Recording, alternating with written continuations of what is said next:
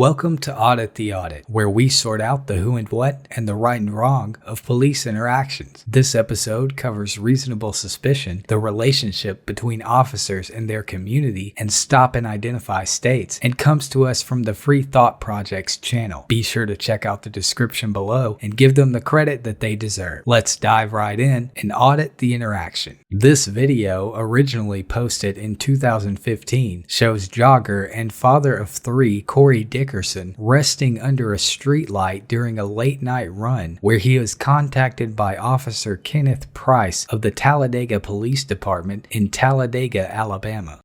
I live in Talladega. Just get off work, or what are you doing? Have I done anything wrong, first of all? Well, no, we have to ask that, because see, at night we have to check, and see, we've had a lot of burglaries and thefts and stuff like that going on. We don't know who you are. Oh, well, I'm nobody. You see? I'm nobody. You see, look at our job, our points. We don't know what you're doing out here. You see? Right now, I'm just minding my own. Well, where are you going?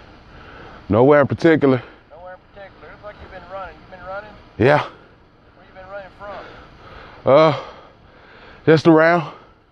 Just around. Yeah. Where are you going to? Nowhere in particular. You got some ID on you? I do, but, What's your name? Corey. Oh, okay. Yeah.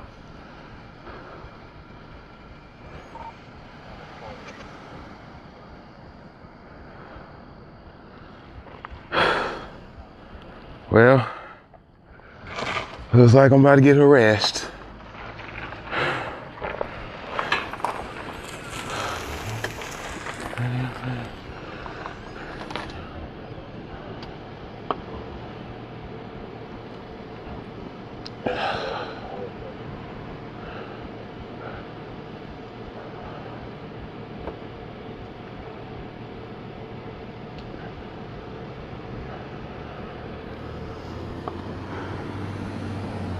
Come over here, Corey. You don't look all right. Huh? Come over here. I'd actually rather stand in front of your police car. So I'd rather stand in front of your camera. Stand right here. Yeah, I just would like to let you know that I am recording. Okay, that's And fine. as soon as this video starts recording, it automatically uploads. So Hey, look. Hey, my camera does the same thing. Yeah. And you can tell them why I stopped you. It is 12:30 in the morning. all right. I've had a lot of burglaries and thefts. Uh-huh. You can get this on camera. All right. Okay. So It is. now I'm just asking you for your ID. According to the Federal Law Enforcement Training Center's program regarding the Fourth Amendment, actions that are unusual for the hour of the day may indicate possible criminal activity and can be used to support a Terry stop. What might otherwise be considered innocent conduct may form the basis for reasonable suspicion to stop and investigate in a location that is unusual for the time of day, or in a location that has a documented history of being a high crime area. In the 2016 Fifth Circuit court case of U.S. v. Spears, the court noted that while a person's presence in an area known to be high in crime is a relevant contextual consideration in the reasonable suspicion analysis, such presence standing alone is not enough to support a reasonable suspicion that anybody found there is involved with crime, which suggests that any one of these factors Officer Price mentioned do not constitute reasonable suspicion. However, the 2016 Eighth Circuit court case of U.S. v. Quinn reaffirmed the notion that an officer may have reasonable suspicion to conduct a Terry stop based on a combination of factors, even when no single factor considered alone would justify a stop. Therefore, most courts would probably agree that the combination of factors listed by Officer Price would amount to reasonable suspicion and justify the officer's stop. Yeah, well, What is your name?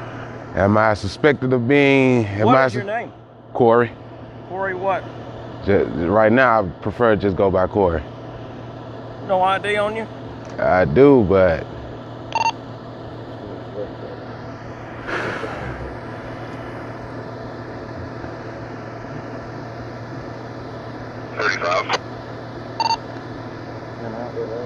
am I being detained, sir? That's 10-4. Coming up on Jackson now. Am I being detained, sir? Yes, sir, and you can get that on camera too. And what crime am I suspected of committing? I didn't need to find out who you are and what you're doing. Do you understand that? I do, but what crime am I Get that on recording. what crime am I suspected of committing, sir? You're not committing a crime. I just want to know what. So am I free to go? Not yet. So you guys can detain me for anything whatsoever. Contrary to popular belief, officers are not required to articulate a specific crime that they reasonably suspect is, has, or will be committed. The Terry ruling dictates that officers only need to articulate specific facts which justify their suspicion, not specific crimes. If an officer compiles a reasonable amount of objective facts which lead to the assumption that criminal activity may be present, then the officer has acquired reasonable suspicion and may conduct an investigatory stop to determine the specificity of the criminal behavior or lack thereof. Auditors often use the phrase, "What crime do you suspect me of committing?" as if a specific crime is required for detention, but that is not the case. A specific crime is only required in the event of an arrest, which is justified by probable cause, not reasonable suspicion.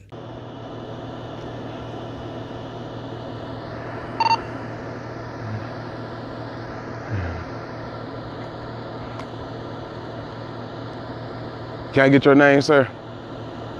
My name is Officer Price. You can get that on video. Price? Price, can you have a badge number? Yeah, oh, everything is going on video. See, Everything. This is what we do all night. Okay? It's not just you that we stop. Well, it was a cop. That was a police. Matter of fact, that looks like him right there. Really? I've seen him pass me twice, and he didn't have any reason to stop me. Right? Right. Okay, now I've explained to you the reason why I stopped you. If everything comes back, I'll let you go. And I'm pretty sure he seen me earlier, so I'm pretty sure he could tell you exactly what I was doing when he seen me. This guy, apparently he was running, standing over here. I was concerned about it. He wants to get us all on video. I explained to him why I stopped him. He just goes back for it. No, he won't give me his full name, information. Maybe you can get something from him. Sir. I seen you running. You were on over by Talladega Downs, wasn't you? Right. Yeah, you were on the sidewalk then, Yeah. I did see him on over on Talladega Downs over there. It was jogging. You were walking my first, and then you started running. Right. But that was before he seen me in my patrol car. All he seen was the front of my car. Then I seen you turn, and I kept on jogging. He was running. He was walking, then he ran. Then I made my turn. Then then he saw the side of my car, but he didn't know I was police, and then started running. But you gotta understand, whenever we're out here this late at night, and something like that goes on, he's going to want to do his investigation. I mean, it's not like it's gonna hurt nothing. I mean, all we're gonna do is just check your ID real quick. Okay, but see, thing is, I don't know too much about the law. I'm not a lawyer. Ain't even pretend to be one. But I know that in order to detain me, you gotta have some type of reasonable suspicion that I've committed some type of crime. And you just invading my I'm minding my own business out here. I'm literally jogging. I'm exercising. I'll tell you I'm trying to I get. can go and give you some reasonable suspicion on this. Okay, the probable cause. It's gonna be for the fact that you're running in a neighborhood. He didn't even see me running. He literally seen me just standing right here. I was literally just bent over, this right here, catching my breath. He didn't see me running. He just stopped me, you know? He just pulled over and just, you know? Yeah. So, again, what suspicion have what suspicion do you have of me committing a crime? Like, what have I done? Sir, let me tell you something. I just don't like my rights being violated, man. That's it, man. That's it, man. I just It'll be a violation of rights. I'll let you know real quick, because I'm not going to be somebody who's going to be doing some stupid stuff and trying to go my butt to jail or get sued or anything like that. You understand? All right. You go down to Talladega Downs and you can ask any of the guys down there. Another police car. Straightforward guys. I'm one of the nicest guys you're going to And you can ask anybody around me if they know Corey with dreads, and they'll tell you that he don't bother anybody, he don't talk to anybody. Look, I don't know you. You know, you ain't never met me, have you? Nah, you don't look familiar at all, Tim. Not many people do know me around here. That's why I get out on people. I try to, normally if you see me out with somebody, it's just me getting out and see a crowd on the walk. Just talk to them, get to know who they are, find out what they're doing. Just so whenever I know I'm getting my butt whooped one day, maybe somebody be inclined to help me out a little bit. All right. I hear that. And you know, that's what I do. And all he's out here doing, he's just trying to make sure, his thing is he likes to make sure nobody's house is getting broke into. and all this other stuff. And yeah, you know, he didn't know you were running.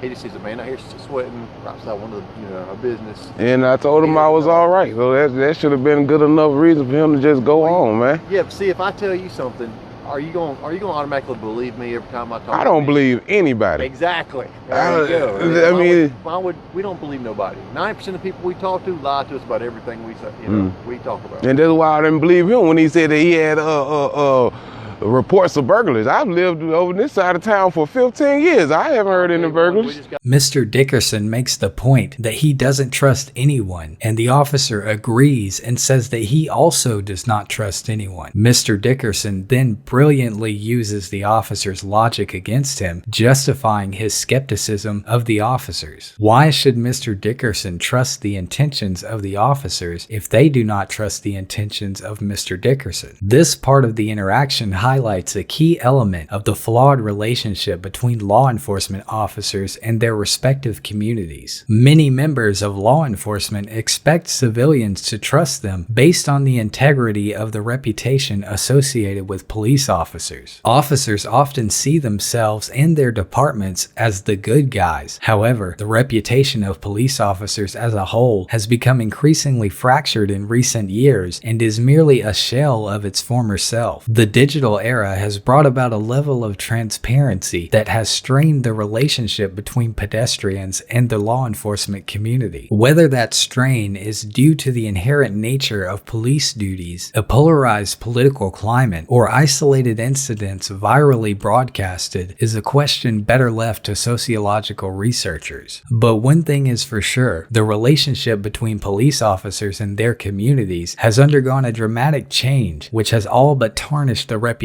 of law enforcement within certain segments of society. Right off of right here, girl just got her house kicked in twice in 1 month. What's her name? Yeah, I can't remember her name. She's from Pennsylvania. Pennsylvania. She moved down here about 2 months ago. Got her door kicked in twice in 1 month. I don't know her. Anymore, trust me. No, I don't know her then. I probably would have heard that if I'd known her. But that actually did happen. I had to go in there and clear it out for her because she was scared to death to go back inside her house when she got home and her door was wide open. I ain't gonna lie about that. We have had some burglars, not many, between the burglars and the shootings and everything going on here. I mean, I understand the shooting. But those what I understand was those was a whole bunch of little teenagers. I'm a grown man. I got 3 kids. There's some adults mixed into it too. I haven't heard that. We got a whole list of everybody involved, and there's some adults. Yeah. The teenagers started it, but then adults got involved. Yeah, you got to understand when a teenager goes by and starts shooting up stuff, one of those adults' houses starts up, and he gets mad, he's gonna start retaliating too. And that's where everything's going in. So it's a never-ending cycle. But all he's asking for is just name, date of birth. Make sure you ain't got no warrants for your arrest. I mean, you tell me you're a good enough citizen that you obey all the laws and everything. I ain't say all that. You got 3 kids. I'm hoping you do. I mean, I take care of mine. I mean, I ain't just 100%. Ain't nobody 100%. Yeah. Good Christian person like that. But everybody got their flaws. Right. And that's all it's boiling down to. He just want to make sure you ain't got no active warrants, make sure there ain't been no burglars. In case there is one that pops up down the street, somebody's door got kicked in, we'll kind of know in the general area of where to start looking at. And that's all it's boiling down to. I understand that, but at the same time, I really just don't want my rights violated, and I feel like my rights are being violated right now. Because I'm pretty sure that you guys are going to try to search me or whatever anyway, whether I give you permission or not. A search.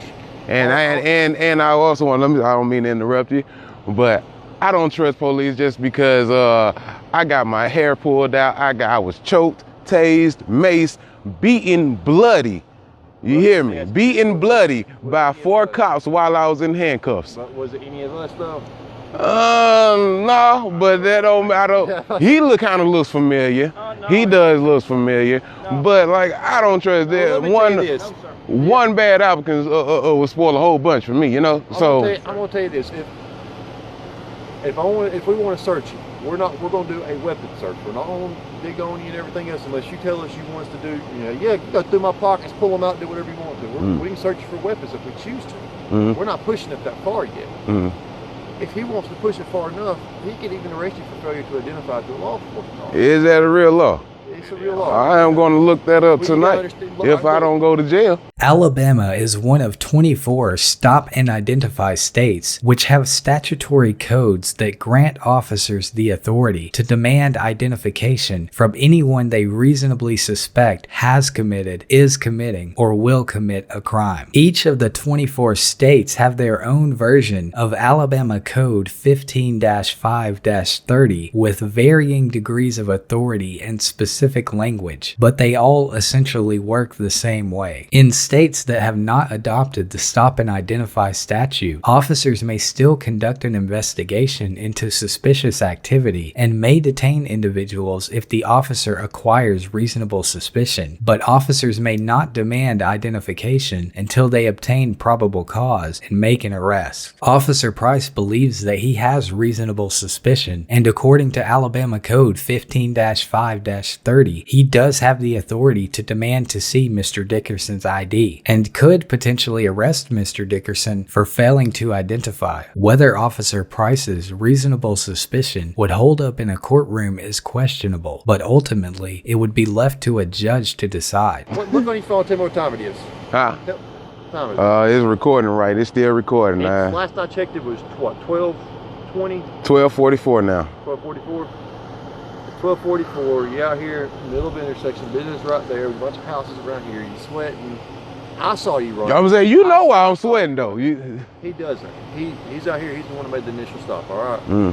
All he's asking is for a name, date of birth, so we can check you out, make sure he ain't got no warrants or anything like that. That's all this boils down to. And then that's another thing.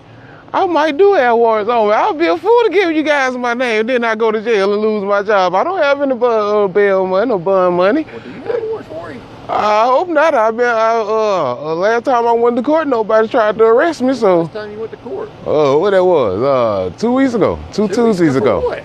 Huh? For what? Tell me ain't domestic violence. No, man. Trespassing. That ain't nothing. Yeah, I mean, yeah. Well, trespassing, you know if you have a warrant on it because you know where you can't go and everything. Where you trespassed at? Knoxville. Knoxville? Let me guess. Family-related problems?